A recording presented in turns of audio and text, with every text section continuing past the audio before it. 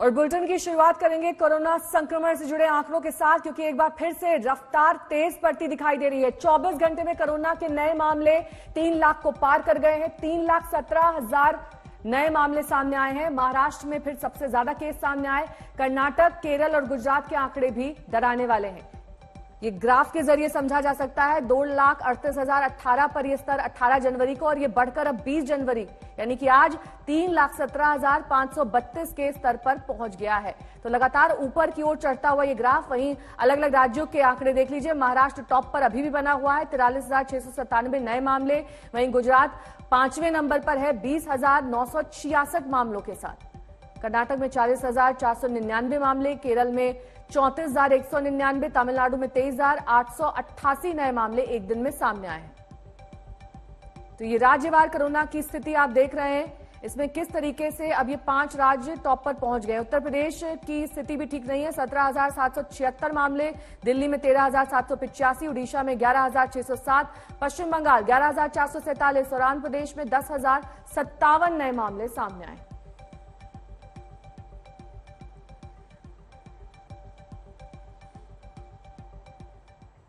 और अब बात धुंध और सर्दी के डबल अटैक की। भारत माता की जय! भारत माता की जय!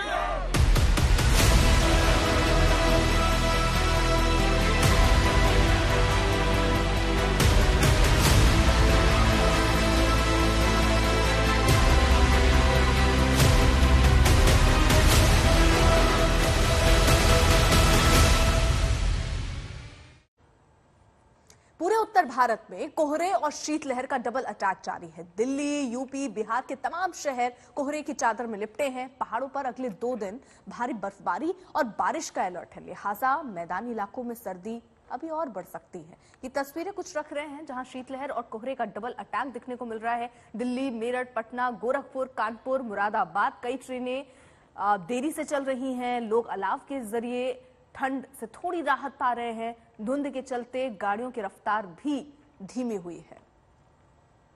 आज गुरुवार की सुबह दिल्ली और आसपास के इलाकों में लोगों को कोहरे की वजह से खासी मुश्किलों का सामना करना पड़ रहा है।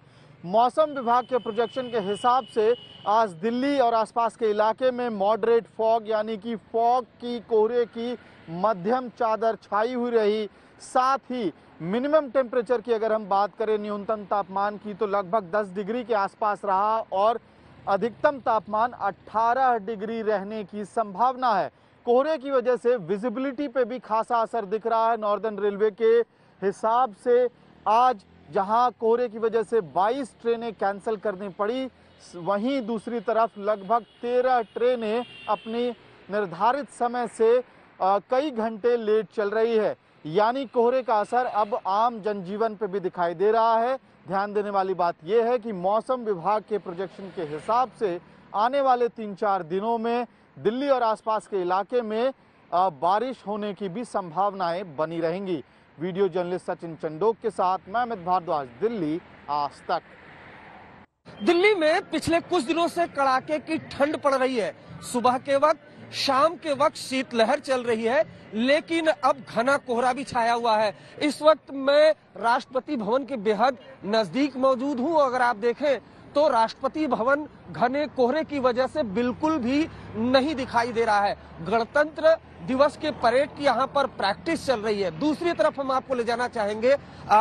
देखिए, अब यहाँ से जो इंडिया गेट है वो भी बेहद नजदीक है, लेकिन हालत यह है कि इंडिया गेट भी नहीं दिखाई दे रहा है। विजिबिलिटी 50 से 100 मीटर की फिलहाल है। तो यानी आप अपने घर से अगर दफ्तर के लिए निकल रहे हैं और गाड़ियों से निकल रहे हैं तो बेहद सावधानी से निकलें। मौसम विभाग का कहना है कि जो घने कोहरे की चादर है दिल्ली एनसीआर में, ये इसी तरीके से कुछ दिनों तक रहने वाली है। कैमरामैन दीपक बिष्ट के साथ अरविंद ओझा, दिल्ली, आज तक। वहीं पहाड़ों पर लगातार बर्फबारी जारी है। उत्तराखंड, हिमाचल प्रदेश, जम्मू कश्मीर में तमाम जगहों पर पारा -डिग्री पर पहुंच गया है। जहां एक तरफ बर्फबारी से जनजीवन प्रभावित हो रहा है, वहीं हिमपात को मात देने के लिए हिमवीरों की तस्वीरें सामने आई। पुंछ में तैनात सेना के जवान भारत माता की जय के नारे लगाते दिखाई दिए, तो वहीं कश्मीर में जवानों ने वॉलीबॉल का मजा लिया।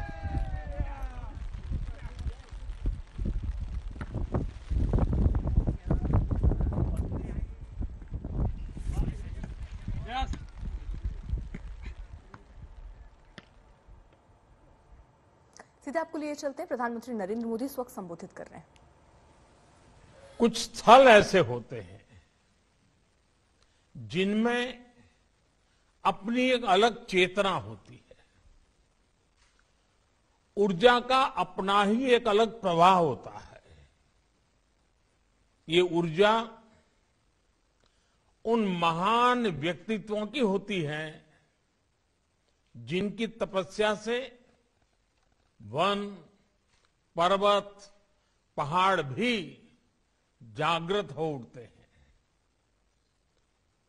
मानवीय प्रेरणाओं का केंद्र बन जाते हैं। माउंट आबू की आभा भी दादा लेखराज और उन जैसे अनेकों सिद्ध व्यक्तित्वों की वजह निरंतर बढ़ती रही है। आज इस पवित्र स्थान से ब्रह्मा कुमारी संस्था के द्वारा आजादी के अमृत महोत्सव से स्वर्णिम भारत की ओर एक बहुत बड़े अभियान का प्रारंभ हो रहा है। इस कार्यक्रम में स्वर्णिम भारत के लिए भावना भी है, साधना भी है। इसमें देश के लिए प्रेरणा भी है और ब्रह्मा कुमारियों के प्रयास भी हैं। मैं देश के संकल्पों के साथ, देश के सपनों के साथ निरंतर जुड़े रहने के लिए ब्रह्मा कुमारी परिवार का बहुत बहुत अभिनंदन करता हूं। आज के इस कार्यक्रम में दादी जानकी, राजयोगिनी दादी हृदय मोहिनी जी सशरीर हमारे बीच उपस्थित नहीं है। मुझ पर उनका बहुत स्नेह था। आज के इस आयोजन पर मैं उनका आशीर्वाद भी महसूस कर रहा हूं। साथियों, जब संकल्प के साथ साधना जुड़ जाती है, जब मानव मात्र के साथ हमारा ममभाव जुड़ जाता है, अपनी व्यक्तिगत उपलब्धियों के लिए इदम न मम यह भाव जागने लगता है, तो समझिए हमारे संकल्पों के जरिए एक नए कालखंड का जन्म होने वाला है, एक नया सवेरा होने वाला है। सेवा और त्याग का यही अनुभव आज अमृत महोत्सव में नए भारत के लिए उमड़ रहा है। इसी त्याग और कर्तव्य भाव से करोड़ों देशवासी आज स्वर्णिम भारत की नींव रख रहे हैं। हमारे और राष्ट्र के सपने अलग अलग नहीं है। हमारी निजी और राष्ट्रीय सफलताएं अलग अलग नहीं है। राष्ट्र की प्रगति में ही हमारी प्रगति है। हमसे ही राष्ट्र का अस्तित्व है और राष्ट्र से ही हमारा अस्तित्व है। ये भाव, ये बोध नए भारत के निर्माण में हम भारतवासियों की सबसे बड़ी ताकत बन रहा है। आज देश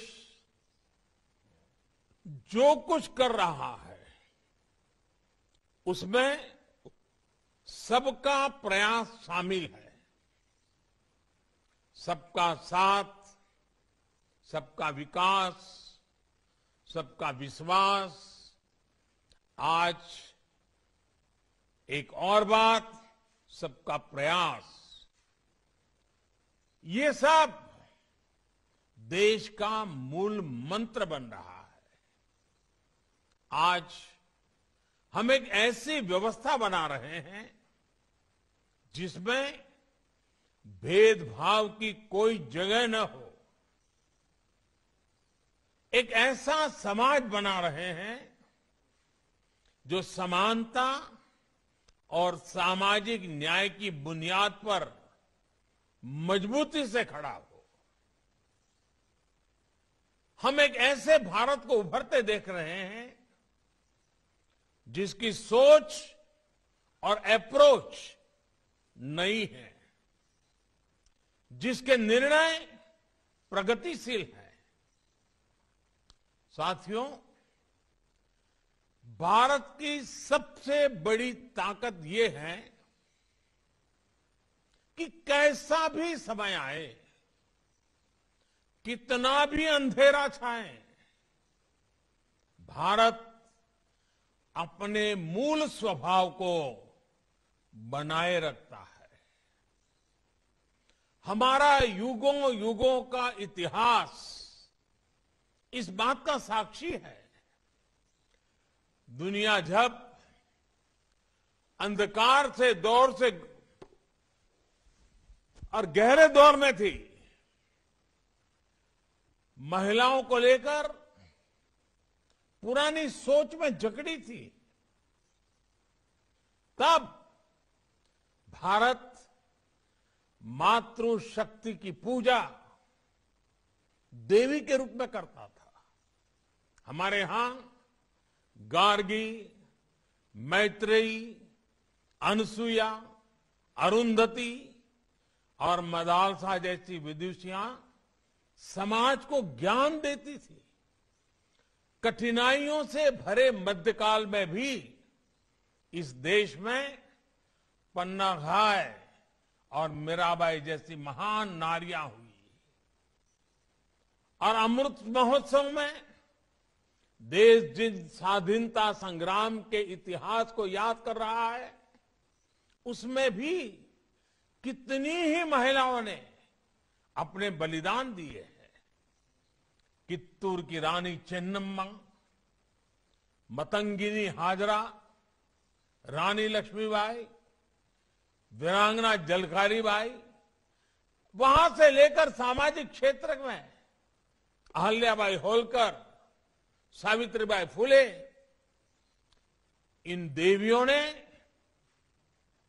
भारत की पहचान बनाए रखी। नए नए उतार चढ़ावों के बीच यूपी विधानसभा चुनाव की सरगर्मियां तेज होती दिख रही हैं। योगी सरकार को सीधी चुनौती देने के मकसद से अब अखिलेश यादव भी चुनावी मैदान में आ गए हैं। कल ही अखिलेश ने अपना पहला विधानसभा चुनाव लड़ने का संकेत दिया, लेकिन अखिलेश के इस ऐलान में कई पेच निकल आए। कल अखिलेश आजमगढ़ की जनता से राय लेने की बात कह रहे थे, लेकिन आज उनकी सीट को लेकर कई अटकलें तेज हो गई।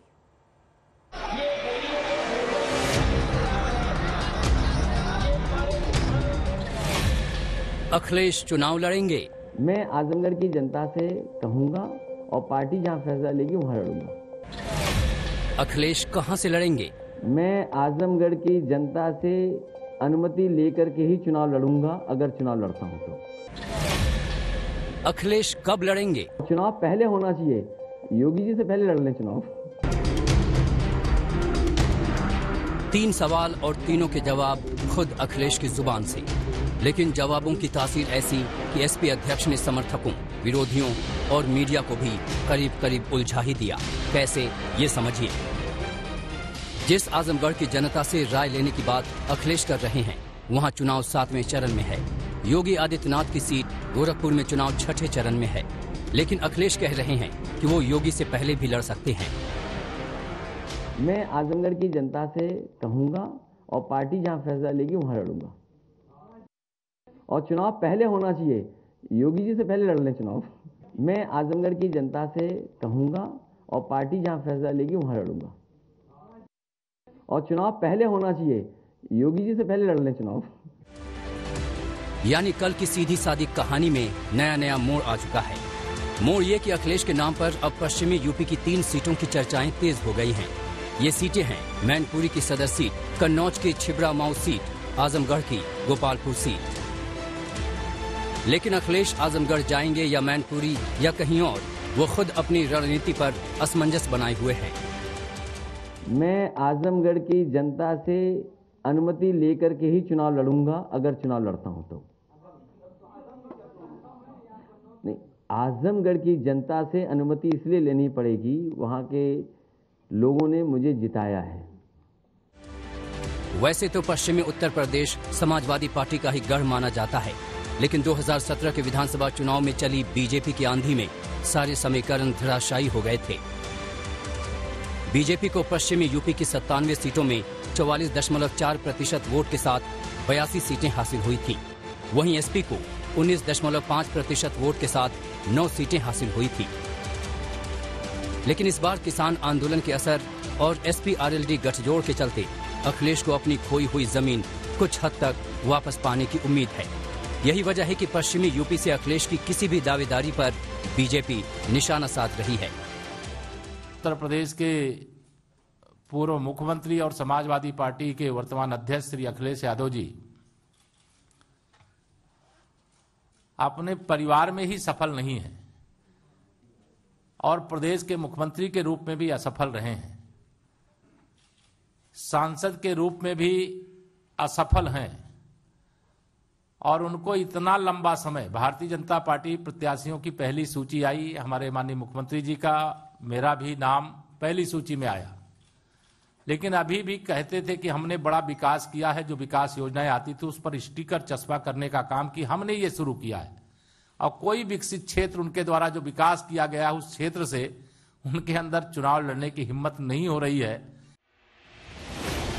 वैसे अखिलेश कहीं से भी लड़े, 403 सीटों की चुनावी बिसात में उनकी मौजूदगी कहीं से भी अहम होगी। अखिलेश का ये सीधा संदेश होगा यूपी की जनता को कि योगी आदित्यनाथ की सरकार और बीजेपी की नीतियों के खिलाफ लड़ाई में वो सबसे बड़े लड़ाका है। कुमार अभिषेक के साथ आज तक ब्यूरो।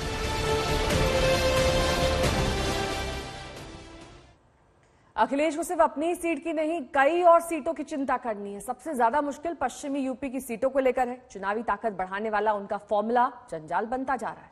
पश्चिमी यूपी में जाट मुसलमान गठजोड़ के दम पर अखिलेश फिर से बड़ा कारनामा करना चाहते हैं, लेकिन ये गठजोड़ तैयार होने से पहले चुनावी आसमानों की बलि चढ़ता दिख रहा है।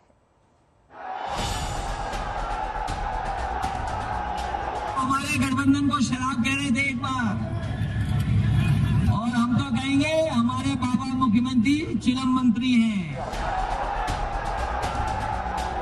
जहां उन्हें चोट लगती है वहां आपको लठ देना, वहां उनको चोट मारनी।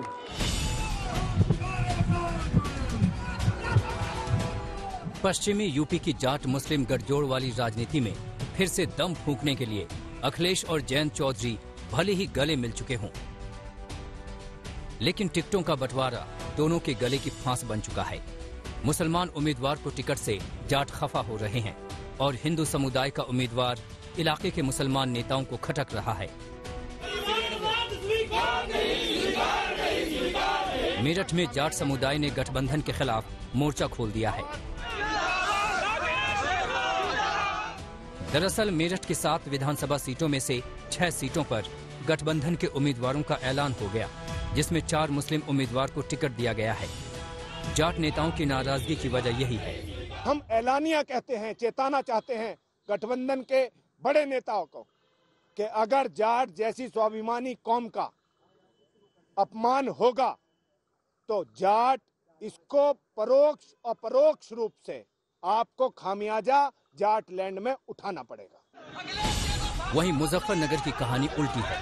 यहाँ 6 में से 5 सीटों के उम्मीदवारों का ऐलान कर दिया गया, लेकिन इस लिस्ट में एक भी मुस्लिम नाम नहीं है, जबकि इलाके में मुसलमानों की आबादी करीब 38% है।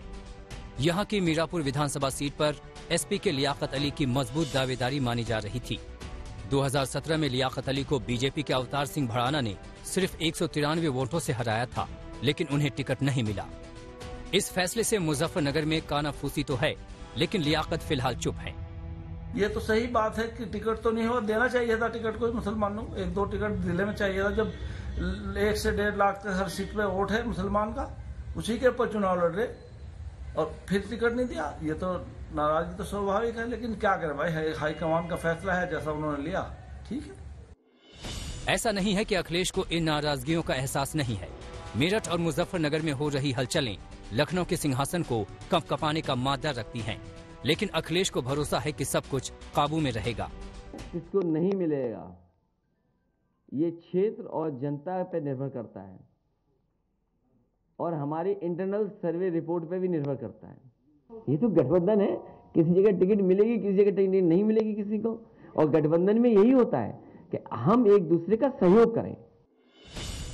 माना जाता है कि मुजफ्फरनगर दंगों के बाद पश्चिमी यूपी का परंपरागत जाट मुस्लिम समीकरण बिखर गया और 2017 में बीजेपी को इसी का फायदा मिला। अब अखिलेश दोबारा इसे जोड़ने की कोशिश में है, तो बीजेपी उनकी कोशिशों में पलीता लगाने की तैयारी में है।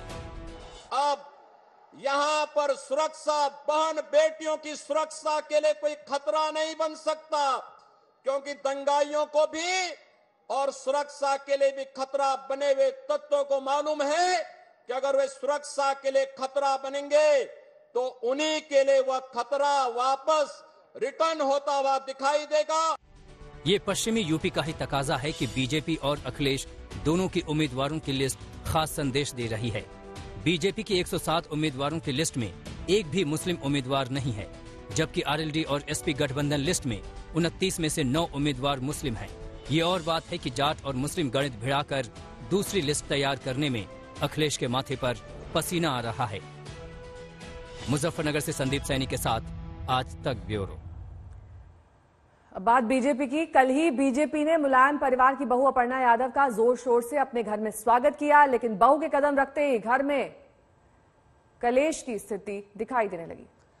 बहू के ऐसे शानदार स्वागत से सबसे ज्यादा शिकवा बेटी को है। ये बेटी है स्वामी प्रसाद मौर्य की, जो पार्टी छोड़कर अखिलेश के साथ चले गए, लेकिन संघमित्रा अभी भी बीजेपी में है। संघमित्रा को शिकायत इस बात की है कि पिता के जाने के वक्त उनके भविष्य पर सवाल उठाए गए थे। और संघमित्रा मौर्य ने बकायदा फेसबुक पोस्ट लिखा, जिसमें लिखा, संस्कार शब्द अच्छा, लेकिन संस्कार है किसके अंदर। हफ्ते भर पहले एक बेटी का पिता पार्टी बदलता है तो पुत्री पर वार हो रहा था। आज वही एक बहू अपने चचेरे भाई के साथ एक पार्टी से दूसरी पार्टी में आती है तो स्वागत। क्या इसको भी वर्ग से जोड़ा जाना चाहिए कि बेटी पिछड़े वर्ग की है और बहू अगड़े वर्ग की है? क्या बहन बेटी की भी जाति और धर्म होता है? अगड़ा भाजपा में आता है तो राष्ट्रवादी और वो वोट भाजपा को करेगा या नहीं, इस पर सवाल खड़ा करना तो दूर सोचा भी नहीं जाता, लेकिन पार्टी में रहने वाला राष्ट्रद्रोही उसके वोट पर सवाल खड़े हो रहे हैं। ऐसा क्यों? कृपया सलाह न दे कि मैं कहां जाऊं, क्या करूं, मैं जहां हूं ठीक हूं।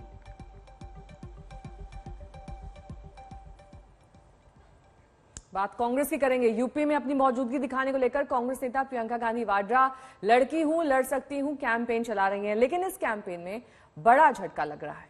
प्रियंका ने ये नारा महिला वोटर को अपने पाले में करने के लिए दिया था, लेकिन इस अभियान की पोस्टर गर्ल ही उनसे खफा होकर बीजेपी में जाने को तैयार है।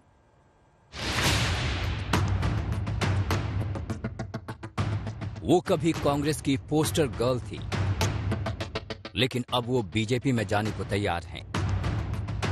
कांग्रेस की लड़की हूं लड़ सकती हूं अभियान का चेहरा रही प्रियंका मौर्य देश की सबसे पुरानी पार्टी का साथ छोड़कर अब बीजेपी में जाने को तैयार हैं। कल वो बीजेपी दफ्तर में नजर आईं। जब आज तक ने प्रियंका से बीजेपी में जाने को लेकर सवाल पूछा तो सुनिए प्रियंका का जवाब। मैं किसी भी ऐसे चाहत के साथ मैंने ज्वाइनिंग नहीं करी है, ना तो मैं अभी कुछ सोच रही हूँ। आज हम लोग आए थे, यहाँ पे हमारी बातचीत थी और आगे मैं जो कंटिन्यू करूंगी वो आप सबके बीच होगा। पार्टी ज्वाइन करेंगी कल? For sure, yes. बिल्कुल साफ तौर पर प्रियंका मौर्य बात करते हुए और अब बीजेपी में दिखाई दे रही हैं और कह रही हैं कि बीजेपी ज्वाइन करेंगी। कांग्रेस की पोस्टर गर्ल जो कि लड़की हूं लड़ सकती हूं नारे के साथ में कांग्रेस के कैंपेन का हिस्सा थी, लेकिन आज समय बदला है, फिजा बदली है और बीजेपी की सदस्यता लेने को तैयार खड़ी हैं। मेरे मन में आया कि महिलाओं के लिए कुछ करना है और सबसे बड़ी चीज क्या कर सकते हैं हम, क्या आपको समझा सकते हैं कि आप अपनी शक्ति को पहचानो। प्रियंका आहत हैं। उन्हें उम्मीद थी कि कांग्रेस उन्हें चुनाव मैदान में उतारेगी, लेकिन ऐसा हुआ नहीं।